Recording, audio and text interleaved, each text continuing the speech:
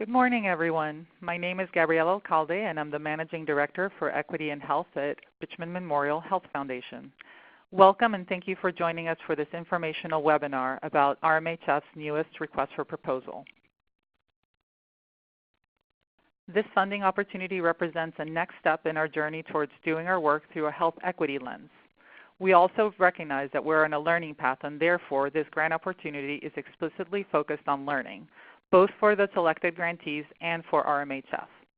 This webinar is intended to clarify any questions you may have about the request for proposal, but is not a requirement for application. The webinar, as well as the upcoming community sessions, will not be providing any new information beyond what the RFP already provides, but rather will allow participants to ask questions and hopefully have a better understanding of RMHF's intentions and our vision for this RFP. I will be going through the RFP components, and at the end of the slide presentation, we will have an opportunity for questions and answers where you'll be able to type in your questions in the chat box at the bottom left part of your screen, and I will take them one by one and respond to them.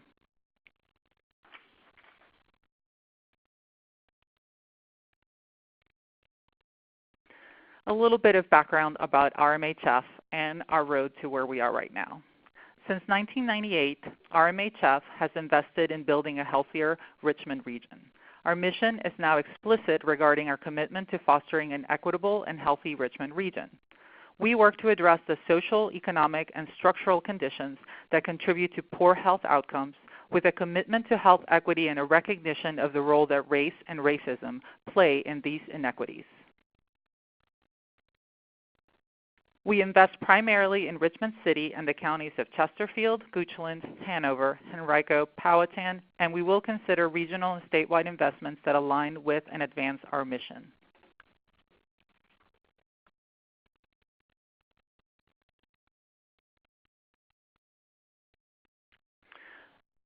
This current RFP has 3 explicit goals. As noted in the title of the RFP, the focus of this opportunity is on collaboration, community, and peer learning. The overarching goal is to promote health equity in the Richmond region. Specifically, we identify 3 goals for this one-year opportunity. Number 1 is to develop and/or nurture multi-entity cross-sector collaboration that meaningfully includes community members while working on a team-identified project that promotes health equity. Number 2 is to advance and increase health equity with an intersectional approach that acknowledges race and racism in all team members and their respective organizations. And finally, 3, to inform RMHF's active learning in regard to effective grant making through a health equity lens. Very much like our Equity and Health Fellows are contributing to RMHF's learning and will inform our work through their recommendations, the cohort of teams selected for this funding opportunity will be contributing to RMHF's learning in regards to equity grant making, and as such will inform our work going forward.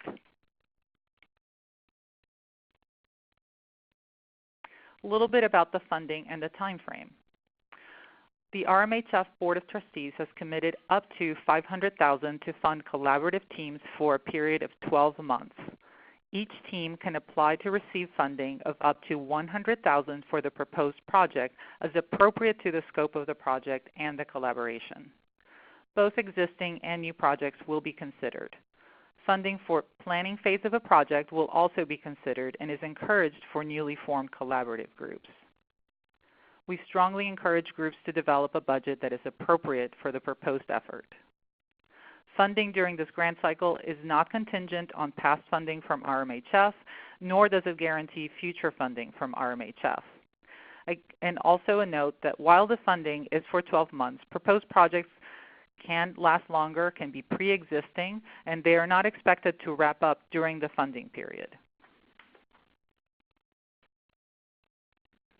Now let's go over some of the key components of the RFP.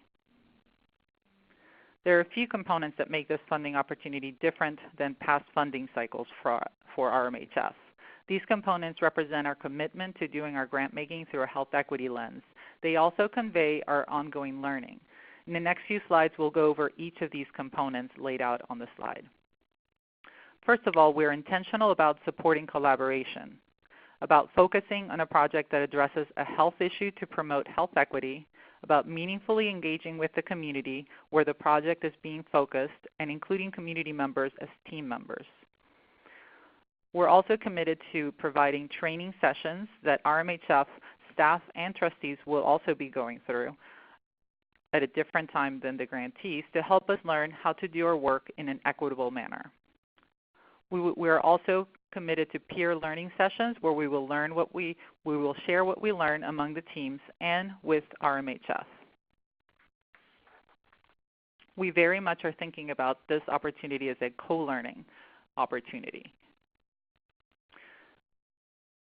The next component around the collaboration and the team-based approach. Again, we will be funding collaborative teams that include multiple entities and include community-based organization representatives and community members. Each team must have a lead organization, who will be the applicant, that is responsible for grant management and administration. RMHF is open to a broad range of organizations being part of the collaborative teams as they identify a health issue to address. We strongly encourage grassroots organizations and other community-based entities to apply. We recognize the importance of supporting all members of the collaborative teams to develop lasting participation. For that reason, RMHF is committed to supporting teams that will strive for shared responsibility and shared power. The lead organization will receive general operating funds up to 15% of the total award to support its role in grant management and administration. The lead organization can further receive other funding for its role in the project work beyond the grant management administration. We request and require that all funding be shared equitably among all collaborative team members. That means that all participants in the collaborative team will receive some level of funding to be determined by the team itself in the application. Funding for the collaborative team members may be in the form of general operating support or for specific budget items. The budget narrative in the proposal that you submit should address how funding is being distributed to be equitable. That does not mean that the funding has to be distributed equally, but it does have to provide funding support for all of the team members. Each collaborative team member will be committing to active participation in the team meetings and contribution to the project. Speaking about the project, let's talk a little bit about the details. RMHF is open to a variety of projects that work to promote health equity. Again, the projects can be existing projects, new projects, planning phase projects, projects that had to go into a dormant phase. We are very open to different types of projects as long as they are focused on a health issue and it promotes health equity. This funding opportunity is very process-driven and very focused on learning. So in some ways, the proposed project is a vehicle for learning how to apply an equity lens to our work. We have been using the word equity quite a bit, and I do want to note that RMHF does not currently have a definition for health equity. We will be developing one following the recommendations from the Equity and Health Fellows later this year. Until that time, we do share some definitions that align with our vision of health equity in the Frequently Asked Questions document available online. You should also have received the FAQs as well as the full RFP when you registered for this webinar. Both documents are available on RMHF's website. Applicants should identify clearly what the health issue is that the project will be addressing. On the RFP, you will see that RMHF provides a list of the types of projects that we could support. In the application, you should also address if there are health disparities that exist for this health issue in the Richmond region.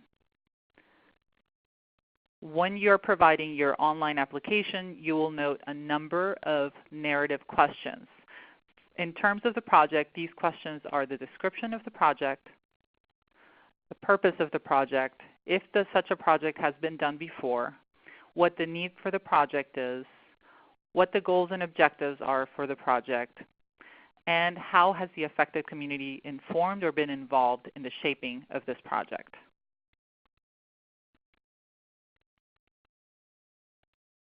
The next component of this RFP is community participation. Community participation is central and integral to this funding opportunity.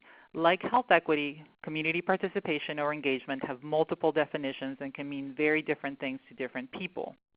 RMHF believes that people and communities know and understand the challenges that they face and can be active creators of the vision and approaches necessary to address those challenges. We also believe that we can only attain equity if the voices of all community members, and especially those who have historically been excluded, are included and listened to.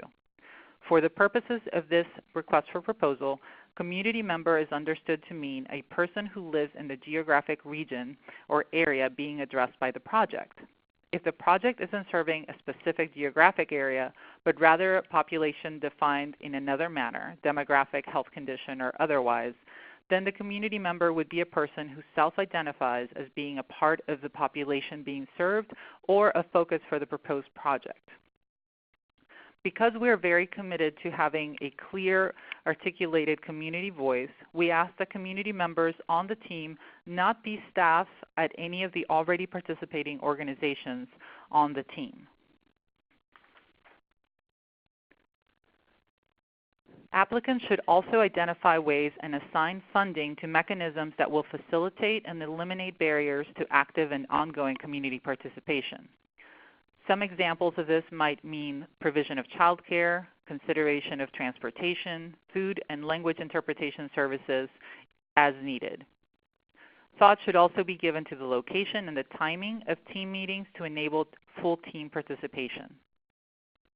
Applicants should address how they will create a team culture that allows for all voices to be heard and all team members to feel welcome and valued. Community member team participants should be given a stipend for their participation. This relates back to the fact that funding should be shared equitably by all team members.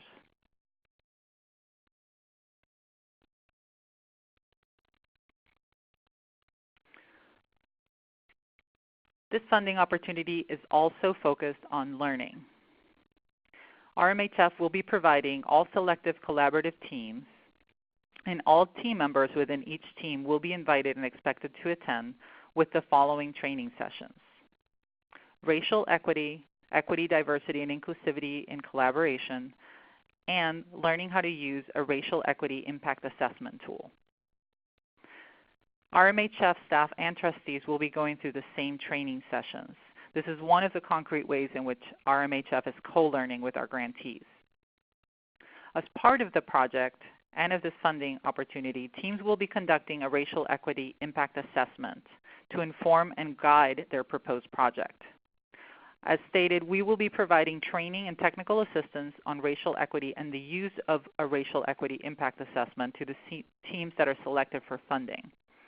If you're not familiar with racial equity impact assessment tools, they are a systematic examination of how different racial and ethnic groups are likely to be affected by a proposed action or decision. They are a simple tool that can be used to shine a light on often unseen structural and institutional racism. Both on the RFP and on the slide, you will see a link to a website for Race Forward. You can find more information about race equity impact assessment tools. We recognize that this creates quite a demand of time on our grantees, and we will make every effort to schedule these peer learning opportunities at times that are convenient to the team members. We plan on surveying the selected applicants for their preferences and may combine training sessions to have fewer times during which you are required to attend.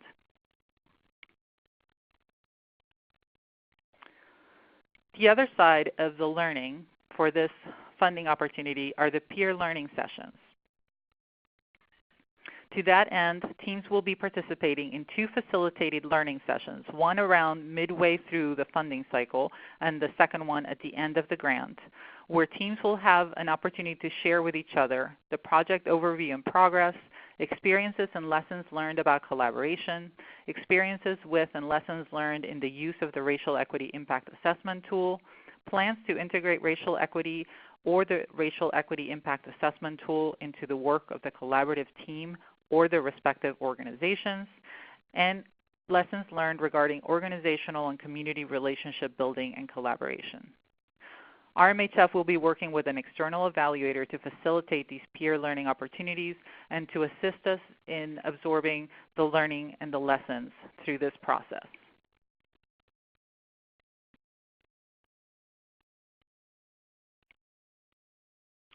In terms of the application, again, the primary applicant organization must be a registered 501c3 or a government entity in order to be able to receive funding from RMHF.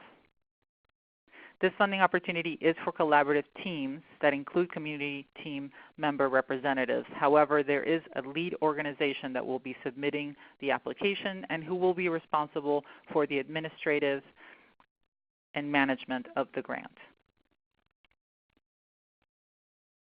Organizations must be located and provide services in RMHF's funding area. Again, this is Richmond City and the counties of Chesterfield, Goochland, Hanover, Henrico, and Powhatan. Please note that grassroots organizations and other community-based entities are strongly encouraged to apply.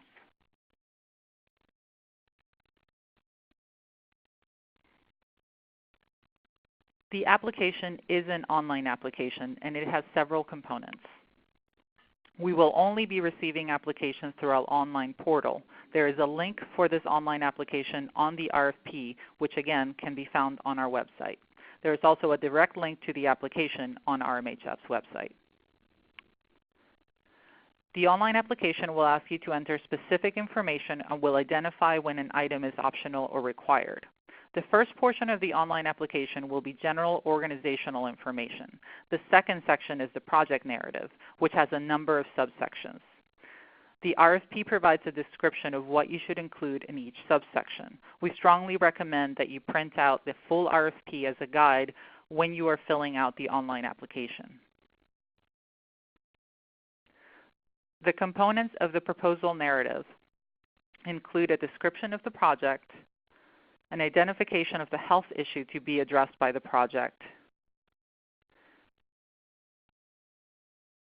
an opportunity to describe how this project and this collaboration will promote equity,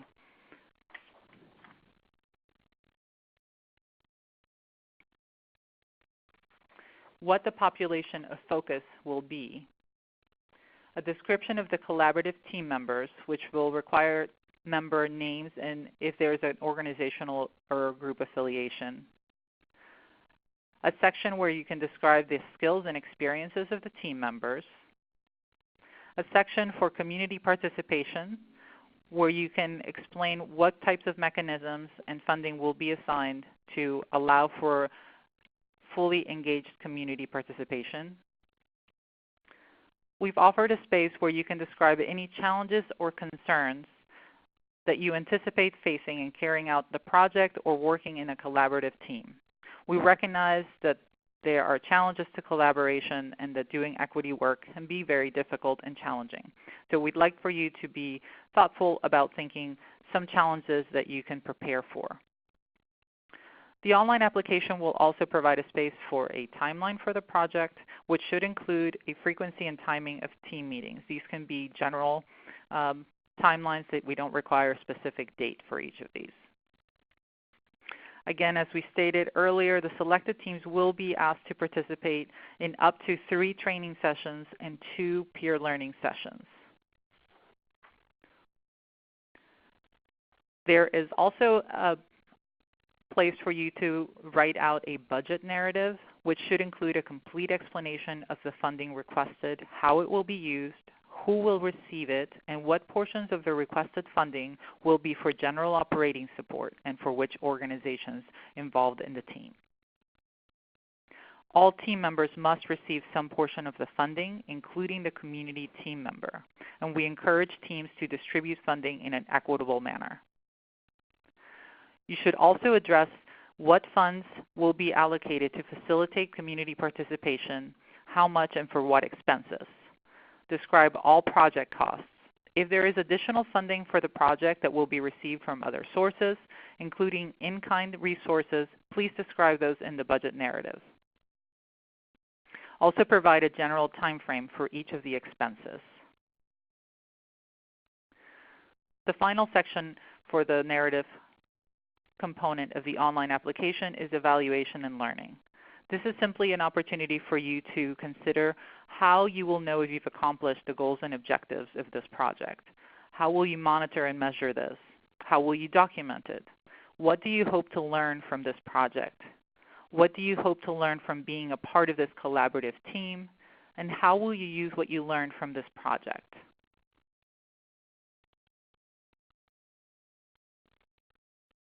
First, let me state that one of the changes for this RFP is that RMHF is not requiring letters of interest for this grant cycle.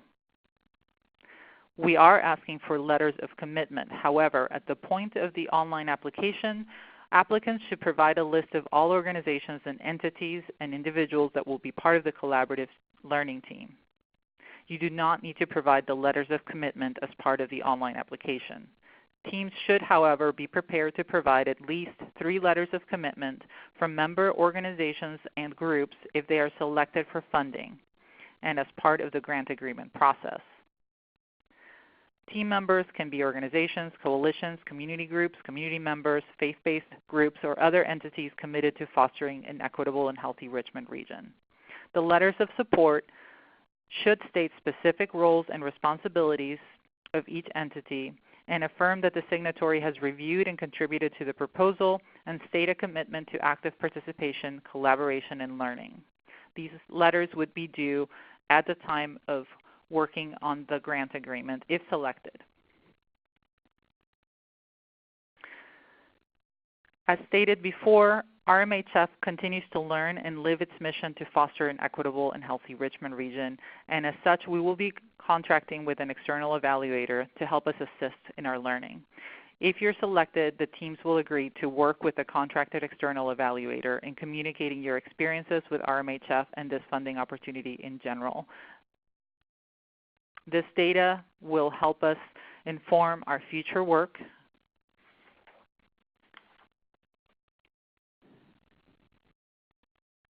Finally, we are committed to being as transparent as possible, especially because we recognize that this current grant application process does differ from our past grant cycles. We have developed criteria for the review of these applications. They are available on the RFP, and these are the criteria that will guide our review of submitted applications. The strongest proposals will be ones that are complete and on time. We will only review proposals that are submitted online and on time and that answer all the required questions in the application. Please ask any questions you may have at the end of this webinar or at one of the 2 community sessions that we will be offering next week. Proposals that are committed to equity will be considered strong. Again, the Foundation is looking for applicants who are aligned in their commitment to equity and who demonstrate such a commitment through their proposed project and collaboration. Number 3, that are clear about the link to addressing a health issue. The project should be very clear in their articulation of a commitment to improving health and promoting equity. We are particularly interested in creative ways to incorporate health equity into the work of improving health. The proposal should be strong on collaboration. Both existing and new collaborations will be considered. Inherent in collaboration are power dynamics that limit full participation for some members, particularly community members and grassroots organizations and others not traditionally included in these efforts. Proposals should speak clearly to how power dynamics will be addressed. Proposals should speak to the reason for each team member's participation and whether the team plans on continuing to work together beyond the funding support. Again, both existing collaborations and new collaborations are welcome to apply.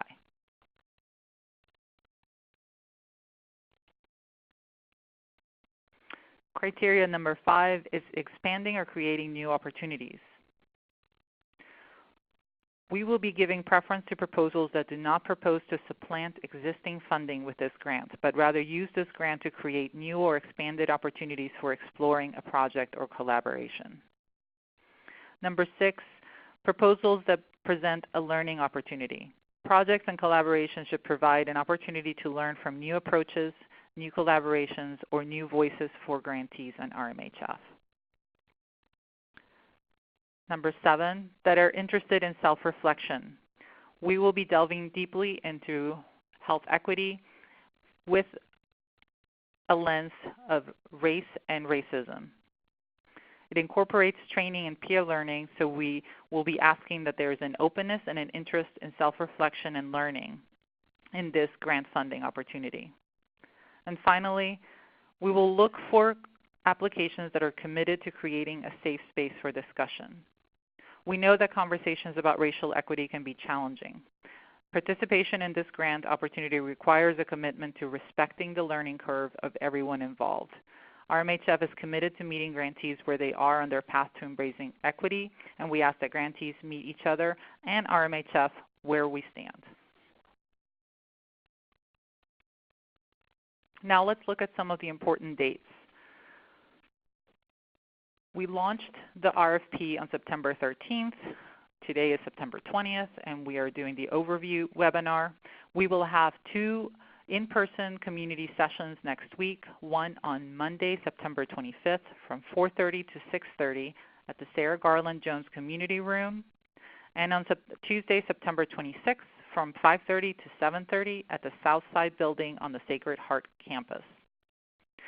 These community sessions will be providing the same information that this webinar provides, but will be an opportunity to ask questions in person, and we will have an interpreter that can answer questions in Spanish and English. Please also note that both the full request for proposal and the frequently asked questions are available in both English and in Spanish.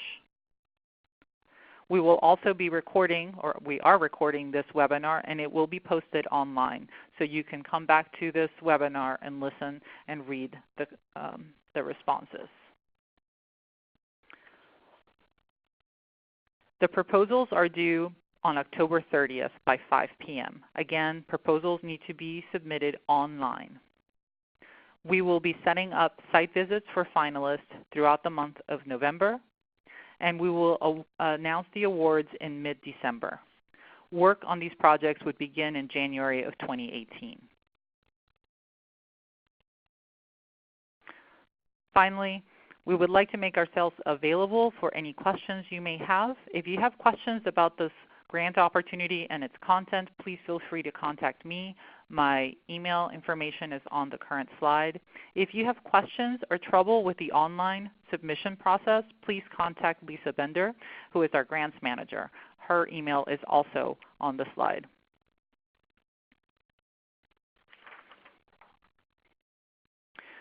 Now we're getting to the portion of the webinar where you can feel free to please type your questions. I will read them out loud and answer them to the best of my ability. Let me check. Looks like we already have some questions.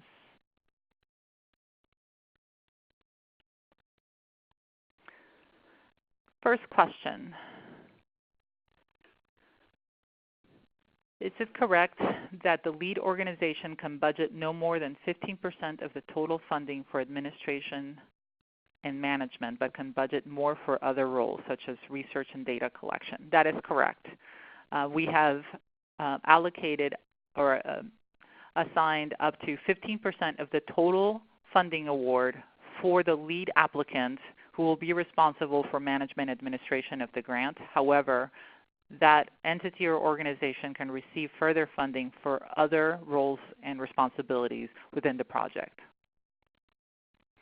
Next question, will we have access to this PowerPoint? Yes. The webinar in its entirety will be posted online. Is this the only RMHF grant opportunity this fall? At this point, this is the only grant opportunity that we plan on having in the fall of 2017.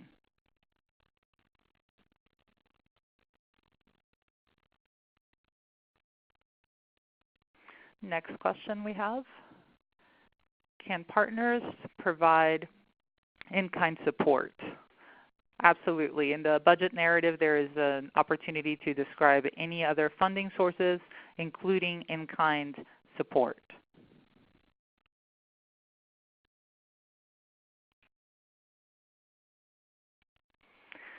The question around in what section of the proposal narrative do we describe the actual intervention or the project? There is in fact a section called Project where you'll be able to describe what the project is, talk about the need for the project, goals and objectives, and other details around the project. So there is a specific section on the online application where you describe your project.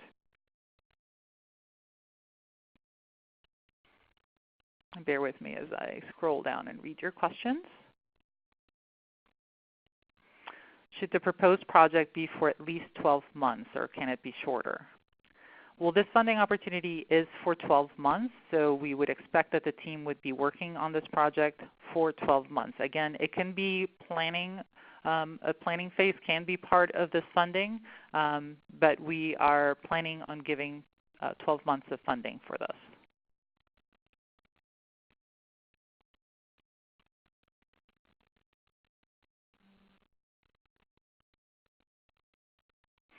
There's a question about the letters of commitment.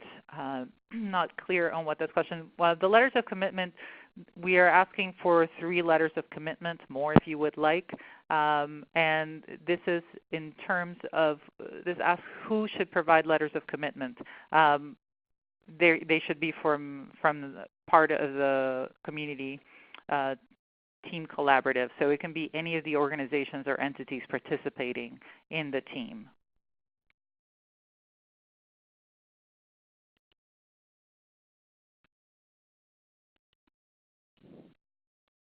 There is a question about how we are defining health. We have a broad definition of health which includes behavioral and oral and physical health. There's a question, is it preferred that each team include a healthcare provider or organization? We do not have a preference for that. The team does have to work on an identified health issue. It does not have to, the team does not have to include a healthcare provider. There is a question about would proposals with a primary focus of research be appropriate? Yes, in the RFP you will see there is a section that describes the types of projects that can be considered for this funding opportunity, and assessment, including any type of research, quantitative or qualitative, is part of what will be considered for funding. There is a question if organizations can submit more than one proposal. We have a strong preference for organizations to submit one application. If it is a very large organization with multiple sub-entities, we may make an exception. That might be something that you want to communicate directly with me. Check my email on the slides and please contact me so we can discuss that further. Somebody asked if the request for proposal is currently on the website. Yes, it is. On our homepage, you will find one of the boxes that describes it. You can also go to Access to Healthcare Funding, and you will see it listed there. It is also listed under our news web page on our website. There's a question about when we expect to have a definition of equity. We are working with our Equity and Health Fellows. They will be providing us their recommendations later this year.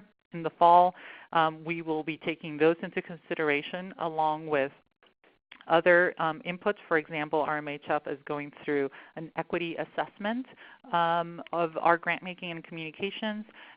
We will be working internally with all of those pieces of information to develop one. We anticipate it is possible that in the spring of 2018. We don't have a specific date for that, but we want to be thoughtful about how we come about to really embrace a definition that is appropriate not just for RMHF but for our region.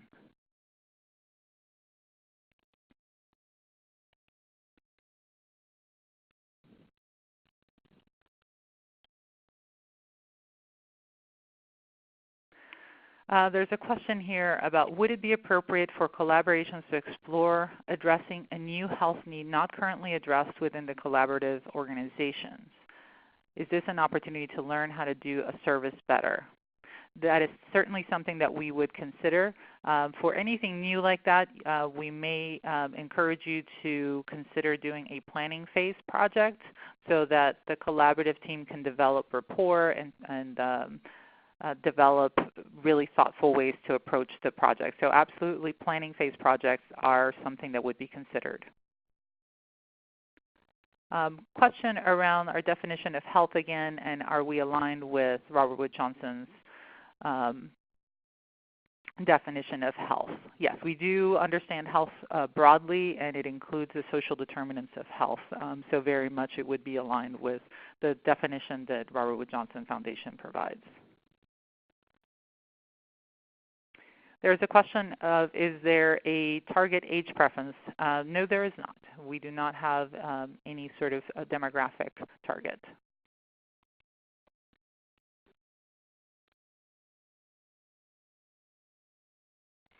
A question about community participation. Is community representation, such as a leader of a particular entity or community, appropriate for community participation? Yes, absolutely. The only caveat that we provide in terms of community member participation is that the community member of the team not also be a staff member at an organization that is already represented on the team. We would like for there to be a community voice that is separate and different from organizational voices.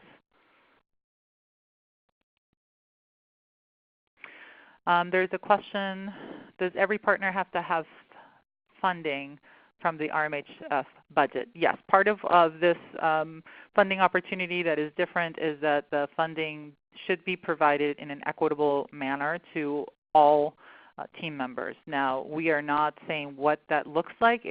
Equitable distribution will look differently for each of the teams depending on the need, depending on the role that each team member is playing. So we are leaving that distribution up to the teams to provide in the proposal. But we do expect all team members to receive some of the funding.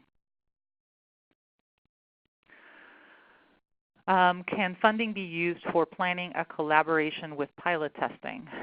Pilot projects are something that can be supported through this funding opportunity. So yes, again, that would be part of sort of the assessment or trial question. So yes, pilot projects could be something that is provided, but I will follow that up with another question, which is, will there be opportunity for continued or renewed funding support beyond the 12 months of the project? At this point, what we stated in the RFP is that funding in this grant cycle does not provide guarantee of future funding from RMHF or future funding following these 12 months. This is a discrete 12-month learning opportunity. We will be using what we learned from this to inform our future grant making.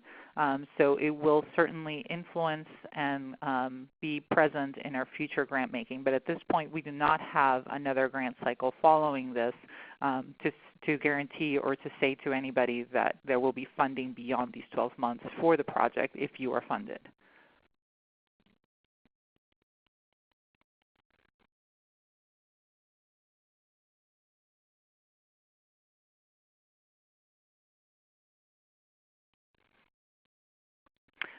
There's a question about the sequence of the online application. I will actually ask that you refer that question to Lisa Bender. I am not particularly conversant in how the online application functionalities work. So if you could please, any questions around the online application, like the actual technical aspects of it, if you could relay those to Lisa Bender. And I will, let me put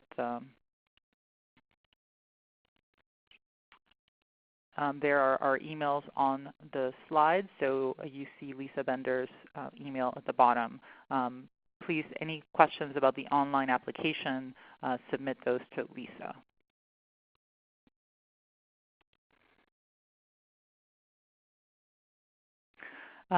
There's a question about how much each team can apply for.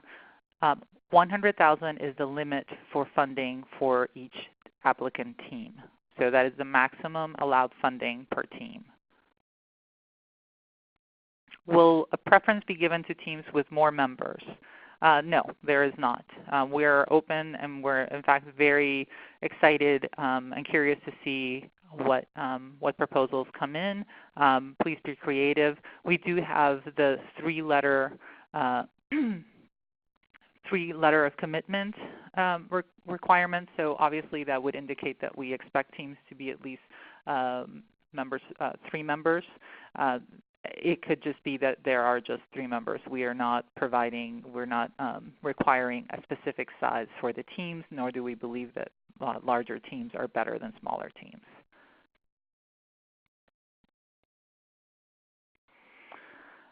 There is a question.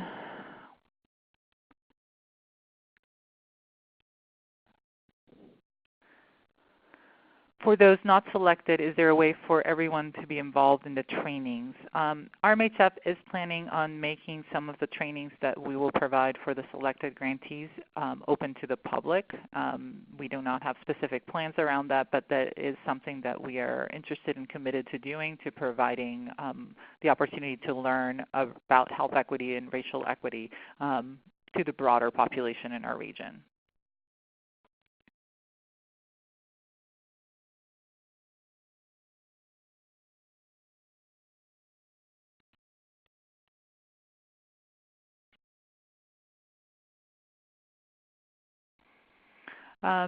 Somebody's asking a question about existing collaborations. Absolutely, because it is a 12-month project, we understand that it may make more sense for existing collaborations and existing projects to apply, and those are absolutely allowable and welcome. We do not have a specific number of team members in mind. There are a number of questions around the number of team members.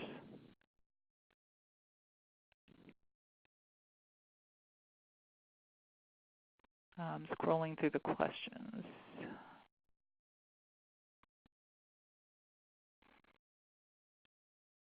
There's a question about what reporting looks like. As stated earlier, we will be working with an external evaluator. So in addition to a final report, which would be a brief narrative and a financial report at the end of the funding cycle, there will be some participation with probably interviews or other data collection through the external evaluator. This will not be a very reporting heavy grant cycle, given that it is already asking for quite a bit of participant time in the training sessions and the peer learning sessions. There will be a final report, though.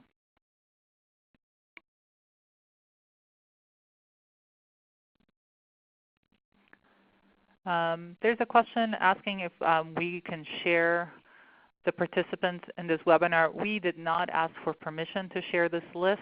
So unfortunately, wouldn't want to violate anyone's privacy or confidentiality. So we will not be sharing who participated in this webinar.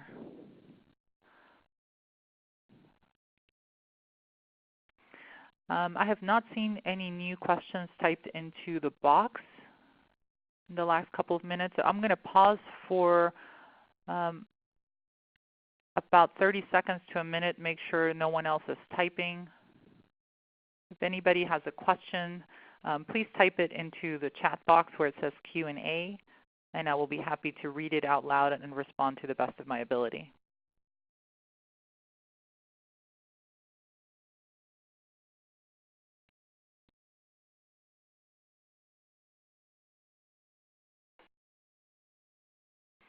There's a question about should the budget include staff time? Sorry, all of a sudden we got quite a few. Okay, let's go back to the one. Should the budget include staff time for team members to participate in the trainings?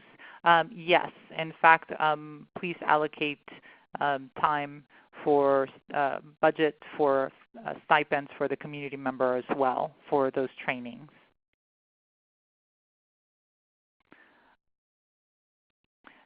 Somebody asked if Petersburg is in the service area. It is not in RMHF service area.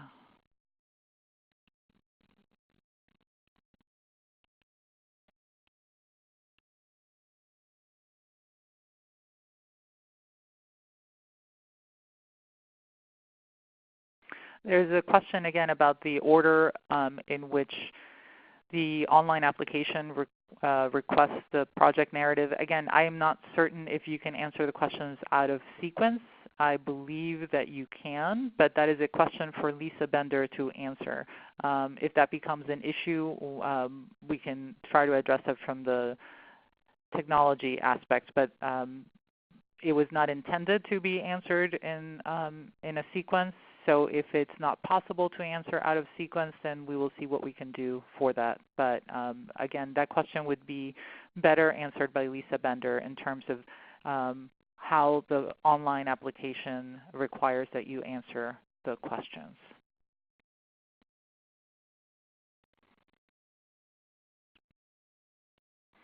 There's a question about how much time to budget for the trainings. That will have to be an estimate at this time. What we want to do is to survey those who are selected so that we can identify what the best time would be. We would assume at this point, I think, a safe estimate for the 3 training sessions is give each of the training sessions 3 to 4 hours. The peer learning opportunities will likely be about 3 to 4 hours each as well. There's a question about defining community members as opposed to a partnering organization. So a community member is someone who lives in the geographic area being addressed or focused on by the project. If the project is not focused on a specific geographic area, but rather on a health condition or a demographic, then we would ask that the community member be somebody who self-identify as part of the community being addressed or focused on by the project. And I also refer you to the frequently asked questions, where we have a description of community participation and what community member means for RMHF in this RFP.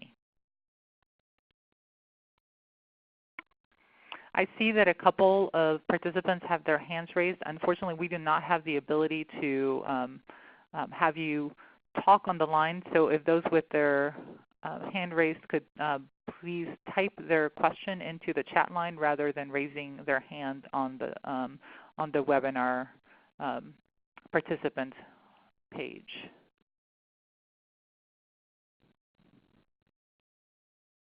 If your questions were answered for those who have raised your hands, if you could unraise them on the chat line. Otherwise, I will wait for you to type in your question.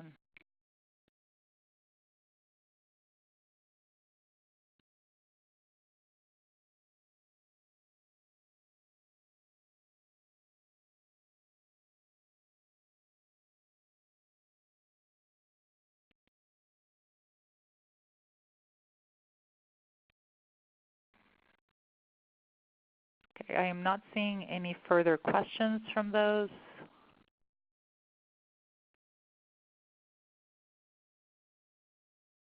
Again, I will wait another 30 seconds in case somebody is typing a question. While we're waiting, just to remind you, this webinar is being recorded and will be shared online. It will have both the slides and the audio. You can find the full RFP and the frequently asked questions on our website, both in English and in Spanish.